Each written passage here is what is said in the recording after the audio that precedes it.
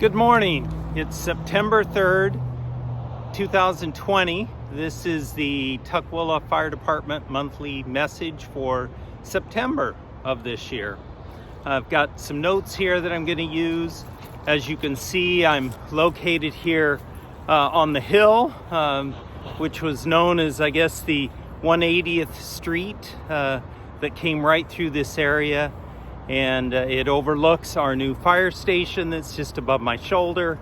And of course, it's a beautiful, clear day, and we can see Mount Rainier as well over my other shoulder. So this morning, I do have a lot of things to cover, so I'm going to try to go through these quickly. First of all, I'd like to start out with a shout out for Scott Kirby, our videographer and editor. He is going to has done a great job for us over the past few years in preparing these videos for us to use as a message to keep our people up to speed, up to date on all of the things that are taking place. We have so much going on right now in the department, especially with 2 new fire stations opening soon.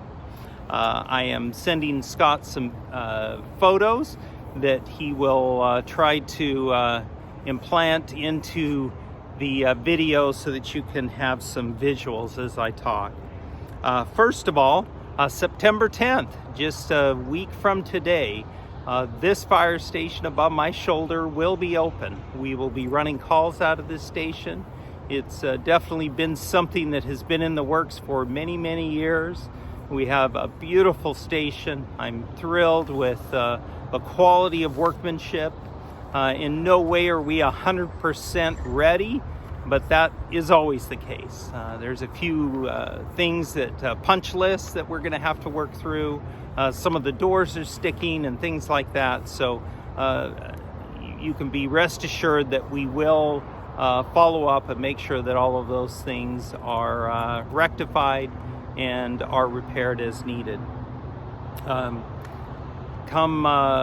the first quarter of 2021, we anticipate Station 52 opening.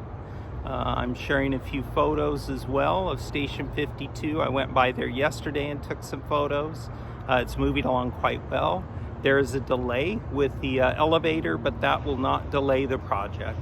Leidig, our general contractor, is just on top of things, and they can adjust their schedules to meet that elevator delay. So things are going very, very well. Some fake news out there that Station 52 is going to be taken over by DCD. That is not the case.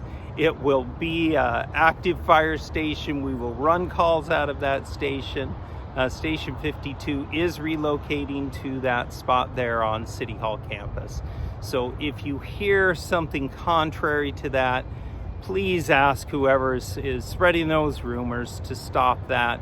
It is not correct. That is not the plan. Our plan always has been to staff that station with firefighters and to run an engine and possibly an aid unit out of there, as well as the battalion chief to be responding out of that station.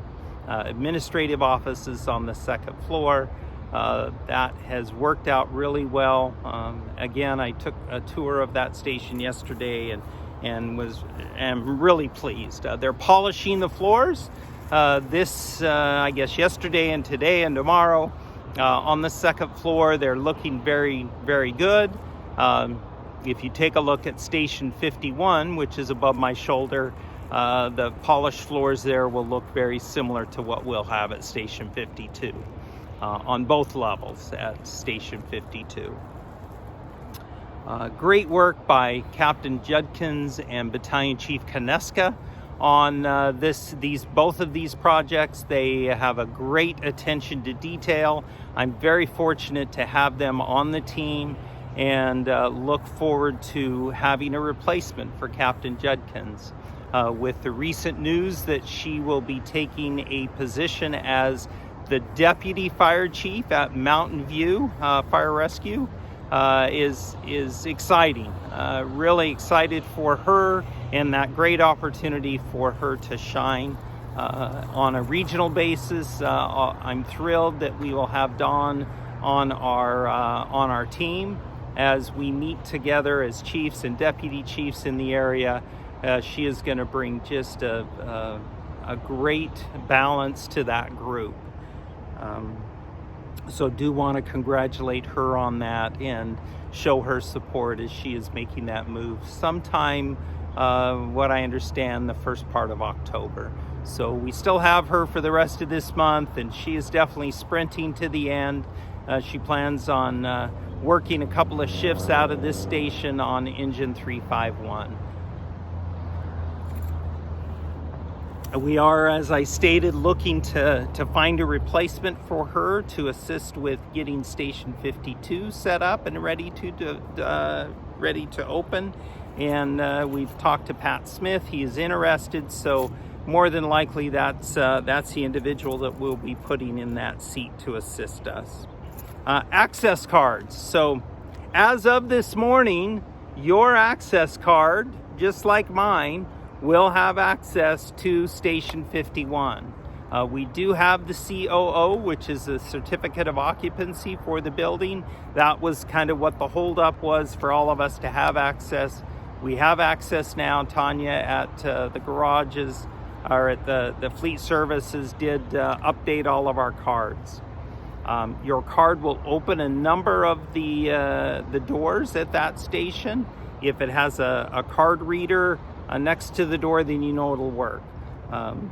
Many of the doors don't have this, and that just means you have to find another way to get into the station or another place where you can open. The front door, two of the entrances at the back parking lot. The side doors do not operate with this, so just be aware. You'll figure that out as you get around. There is a keypad to enter in one of the gates, and you can use the number that is on the back side of your card right here.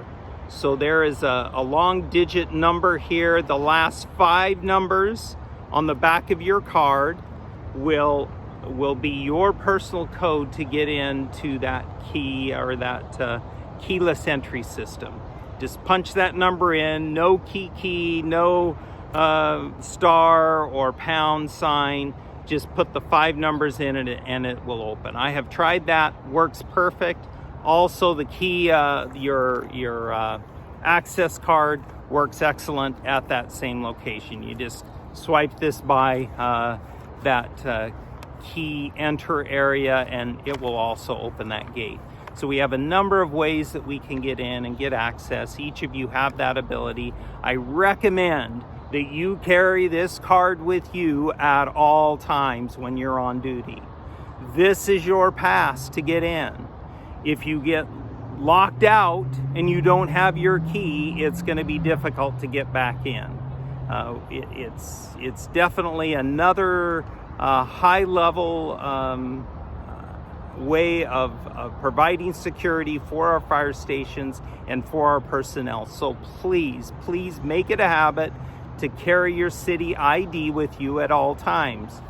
I generally put it into my front pocket. I don't necessarily like wearing this lanyard all the time, so I will carry this with me at all times whenever I'm on duty. And if I'm not in my uniform, I'll usually just throw it in my pocket so that I will have access. I can get into City Hall with this. Eventually, all of our fire stations will have this accessibility, as well as most of the city buildings. So a reminder, please take that with you. Cipher lock. At the stations, we use that 4-digit number to get into our buildings. We're going to use that at this particular station, our new Station 51.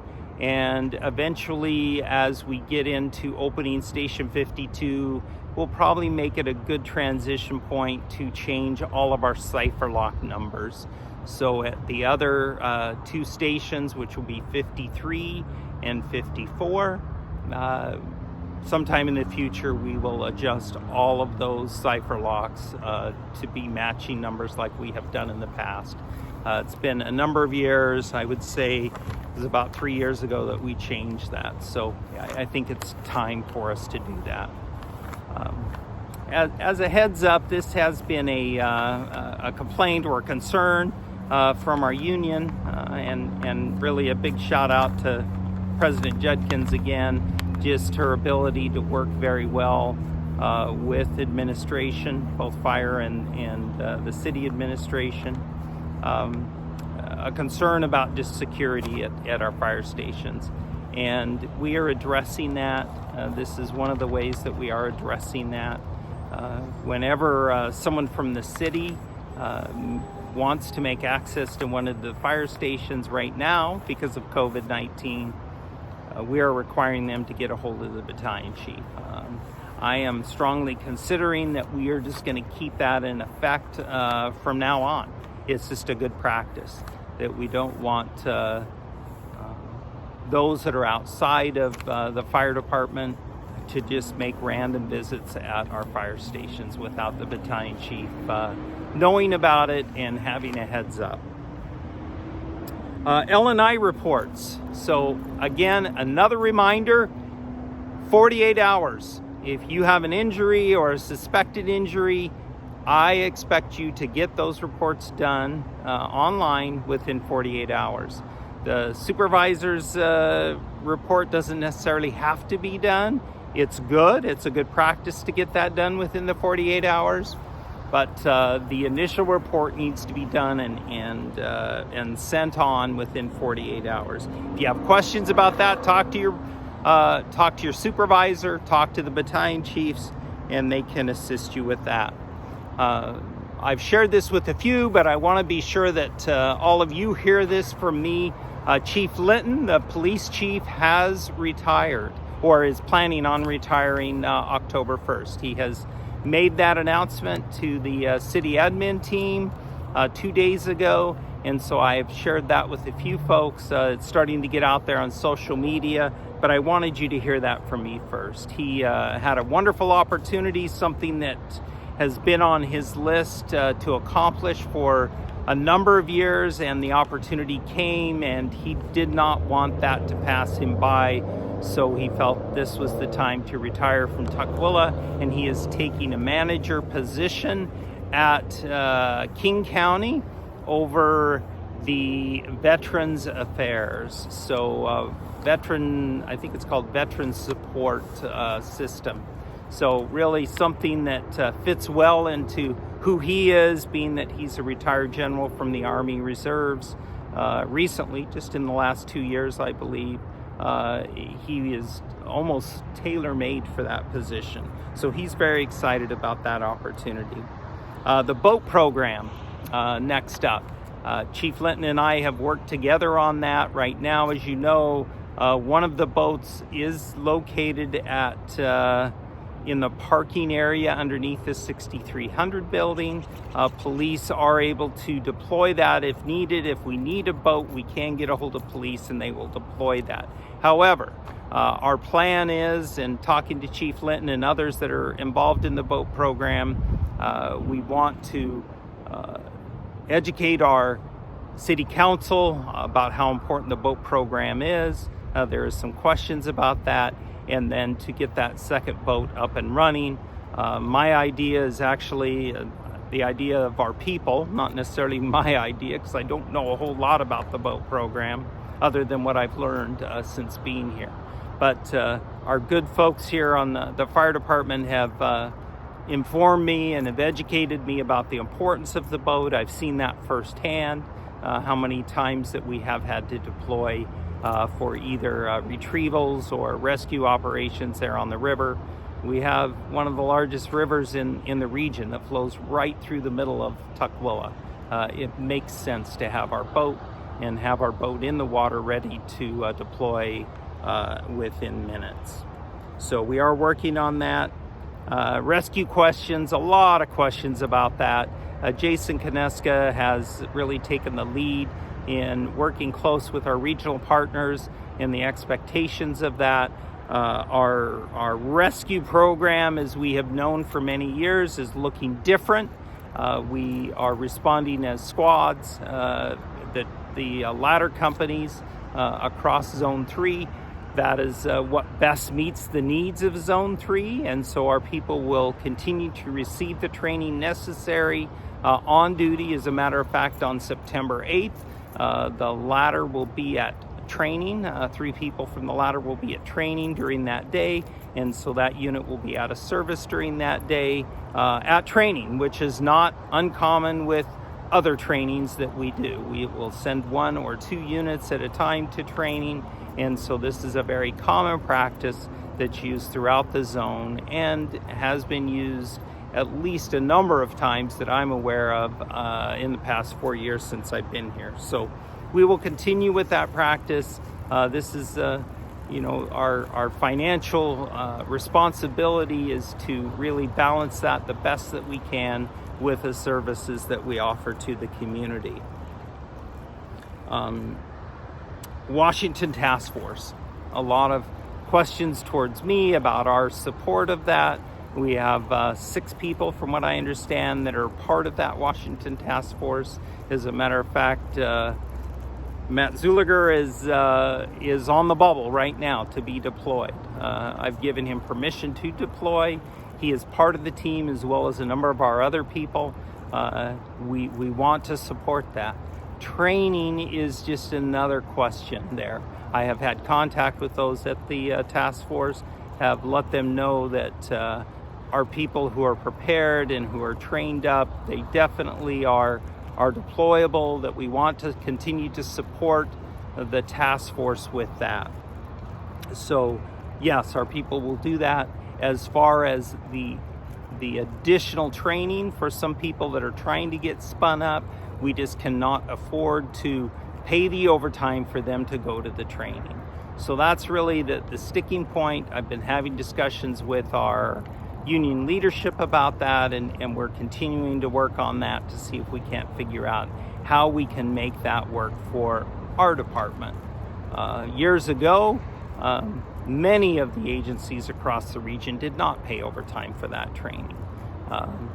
Tukwila seemed to have been the leader in that years ago, and even up as recently as a year or 2 ago, we continued that practice. Right now, with our situation with our budget, we just can no longer afford to do that.